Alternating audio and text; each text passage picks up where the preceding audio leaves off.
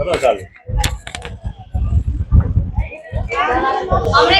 Just અમને પાણીનું નિરાકરણ કરી આપો એટલે અમને બધું પાણી મળે બસ હરિદર્શન સોસાયટીમાં કે આ બાજુ હાય નમસ્કાર, હું હરિદર્શન સોસાયટીમાં રહું છું. શેખપુરમાં આવેલી હરિદર્શન સોસાયટીમાં પીવાલાયક પાણી તેમજ વાપરવાનું પાણીની બહુ હાલમાં સમસ્યા છે. અમે કેટલી વાર રજૂઆત કરી છતાં કોઈ પણ ધ્યાન આપતું નથી અને અમે અત્યારે પ્રાઇવેટ પાણી વાપરીએ છીએ. પ્રાઇવેટ પાણીનું અમારે દર મહિને 250 રૂપિયા, પહેલા 200 રૂપિયા બિલ હતું, અત્યારે 250 રૂપિયા બિલ અમારે ભોગવવું પડે છે. અને 2 ટાઈમ મોટર અમે બાળીએ ત્યારે અમારે ટાંકા પાણીના ભરાય છે, બાકી પાણી આવતું નથી.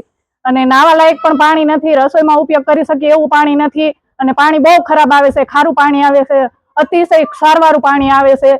તો અમે વિનંતી કરીએ છીએ સરકારને કે અમને પીવાલાયક મીઠા પાણીની સુવિધા કરી આપે અને સારું પાણી આપે હરિદર્શન સોસાયટીમાં. સરપંચનું જ્યારે ઇલેક્શન થાય છે, જે સરપંચ આવીને કોઈ વચન આપીને જાય છે એવું કઈ ખરા? ના, અત્યાર સુધીમાં તો એવું કાંઈ લાગ્યું નથી અમને. અહીંયા બધી પાર્ટીના નેતાઓ આવે છે, પ્રચાર માટે આવે છે, પરંતુ અમને કોઈ પણ જાતની સુવિધા આપતા નથી. પાણી બાબતની અત્યારે અમારે ખાસ જરૂરિયાત છે, પરંતુ કોઈ પાણીની સુવિધા આપતા નથી. પંચાયતમાં તમે રજૂઆત કરેલી? હા, રજૂઆત તો 2-3 વાર કરેલી છે, તેમ છતાંય અમને એનો કોઈ જવાબ નથી મળેલો. સરપંચ આનું કોઈ નિરાકરણ નથી લાવતા?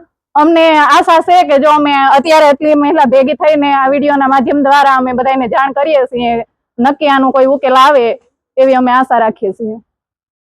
જી, આપનું નામ? વનુભાઈ ચૌહાણ, હરિદર્શન સોસાયટી.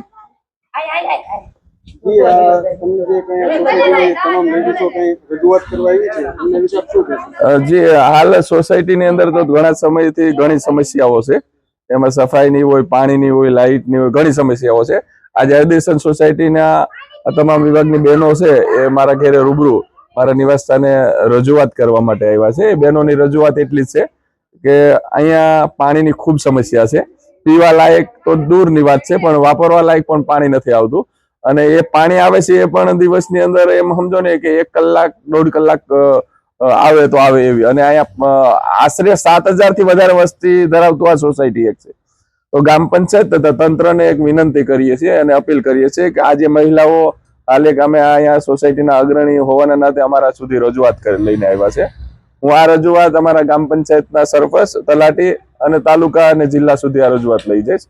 અને રજૂઆતના માધ્યમથી પ્રથમ એ લોકોને સંદેશો આપીશ કે આજ તો અમે પ્રતિનિધિઓ આપને મળવા આવ્યા છીએ, એક મહિલાઓની રજૂઆત લઈને આવ્યા છીએ. આ મહિલાઓ છે એ હાલ તો એવું કહે છે કે અમે ગ્રામ પંચાયત અને તાલુકા પંચાયતમાં જવા માંગીએ છીએ મોટી તાકાતની અંદર. એટલે મેં એમને કીધું થોડા સમયની અંદર આ પાણીનો નિકાલ થાય એવી હું પોતે ગ્રામ પંચાયતની અંદર રોજ રજૂઆત કરીશ. તો પંચાયત